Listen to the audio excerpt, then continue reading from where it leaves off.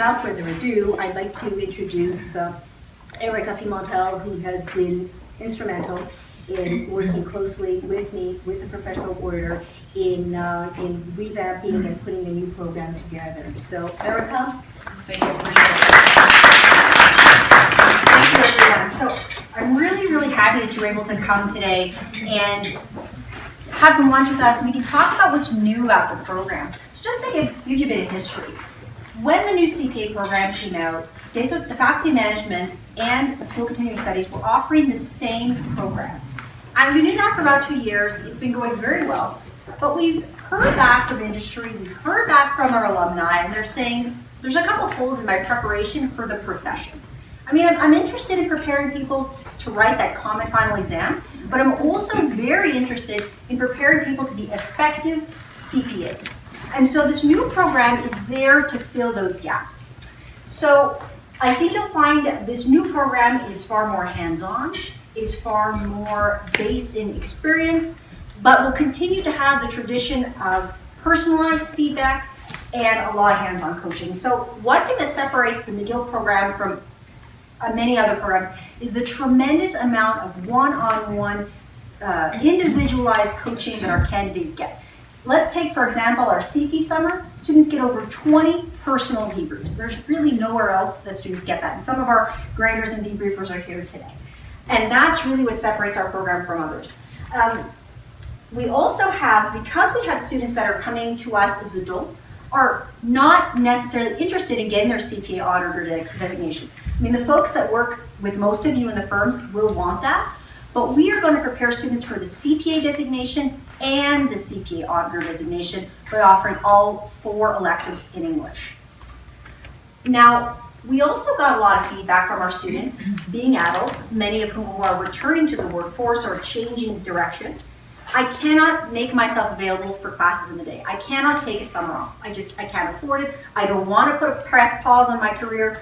I want this program to be something that complements the work that I'm doing, doesn't stand in its way. So all of our courses are offered nights and weekends. Even our CP prep program in the summer are all offered after 6 p.m. or on the occasional Saturday. And so we think that that provides flexibility to the firms to keep students, our candidates, in work longer before the CP exam. So I think that would be very helpful. And we're going to continue to use CP style exams, cases. We use some Harvard cases, we use some Densmore cases. We have sources from everywhere, and we find that the different types of sources give students a lot of different exposure. So this is a cohort-based model. A lot of the programs allow students to come in, they take a semester off, they can take a different pace. Ours is a cohort-based model. The students who start together will graduate together, and they follow a very specific path. The courses are only offered once a year. Altogether, the program takes 24 months, so that's no longer than the old program, 24 months. And we have a 4-month very intensive CP prep program. So the summer before students write the common final exam, a lot of times they will be off from May to August. Our students will not have that luxury. Well, that's fine. That doesn't mean they're going to get any less preparation. We're still going to have every Wednesday night, every Saturday, and occasionally other days as needed, full day sessions of practice writing and debriefing, personal debriefs, one-on-one, group debriefs, tutors helping them with their capstone 1 cases. And so just because they're coming nights and weekends, they're going to continue to get that intensive feedback and preparation like they would have had before. Now, one of the things that we're really interested in is helping our students develop professional judgment. So let me give you an example. In our assurance class presently at the School of Continuing Studies, and no other program I know of does this, we have students in the assurance class, we'll give them a set of financial statements, and we say, prepare me an audit plan. And they work in groups, and their instructor's there to guide them. And the following week they come back, and they present their audit plan as a senior would, as a manager would, to the partner in a firm. And we think that's building hands-on, real-world skills. And we're going to continue to do that, but in other classes. So let's say in tax, here's the T4s, T3s, here's all the slips you need, prepare me a tax return, give me some, and do a presentation on some tax planning strategies and a memo, as you would if you had a client come to you for tax advice. And we're going to continue to do that in all of our courses. And so I think by simulating the work that CPAs do, We're going to better introduce our students to the profession and make them feel like they're not leaving just with book smarts, but with real skills they can use for their employers. So just as I mentioned before, we're going to be preparing students not just for the CPA auditor path, but also just the CPA path by offering all 4 electives in the second year. Now this is what our program is going to look like, okay? And just to give you an idea, in the first year, every semester, they're going to be taking one course called CPA Foundation 1 or 2. What's special about this course? It's going to be highly integrated. So presently, a student will take a financial accounting course and will take a management accounting course. We're changing that.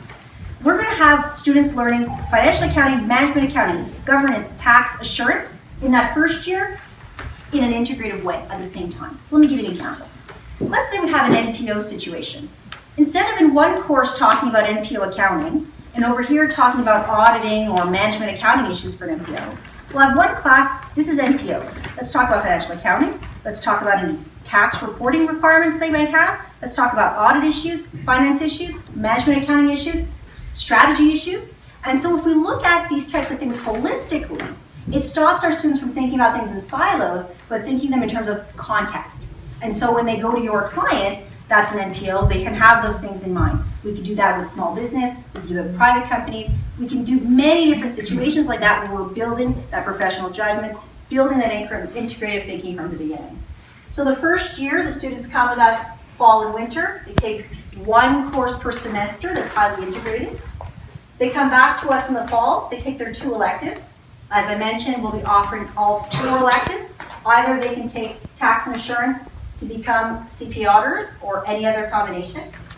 We've added a new course in the winter called Case Writing and Communication Skills for CPAs. Now this was from the feedback we got from industry. They said, you know, you have these CPA candidates, they're great. I sound like Donald Trump, they're tremendous. they can't communicate, they don't know how to write a report, they don't feel comfortable talking to the client. And so that course is going to focus on developing those communication skills, writing reports, effectively communicating, and we're going to start integrating some of that Capstone 1 material. They're going to come back in the winter and we're going to have our intensive sign off your personal life summer preparation of CP exam prep and Capstone 1 prep. So it's going to be a busy 2 years, but it's really building from those foundational skills up to the Capstone 1 and 2 where they're going to be preparing for the exam. So what does it take to get in? If any of your employees are interested, any of 3 profiles are now available. Either someone could come to us with a Bachelor of Commerce, traditional, typical student, BCom in accounting, plain vanilla. But we have a lot of people who come to us from different pathways. Maybe they had a bachelor's in science, maybe they had a bachelor's in finance and decided they want to come to accounting. So we will take someone who has either a certificate in accounting or a diploma in accounting. And I urge you, if you have any employees that fit that profile that aren't your traditional BCom in accounting, I encourage them to contact us because we can help them figure out what course plan they need to be able to get into the program, to not waste any time. We really believe in minimizing the number of prerequisites, of course without cutting corners, to get people into the program and getting towards being in their profession, rather than sticking people in prerequisite courses for 5 years. They need a minimum 3 out of 4 CGPA and a minimum B- in all their courses. There's also something to think about. I'm not sure how familiar you are. With the prerequisites, there are technical and non-technical courses. For the technical, they have to be done in the last 5 years, non-technical in the last 10 years. But we can help evaluate any transcripts or any students who send our way. We'll help them figure out what they need to get there. So if any students are willing to apply, they can apply online. The applications are already open. I'm also going to be doing some pre-admissions with our McGill students, and I'm going to another university next week. So if you have any interested candidates, that our application deadline is June 1st. There's no reason to wait until June. We're willing to give conditional admissions for interested candidates that are good and that fit our program. We really want to meet them as soon as possible, so please do send them our way. For any questions you have, you can send me an email if you have any other ideas. So thank you very, very much for coming today, and have a great day. Thank you. Thank you.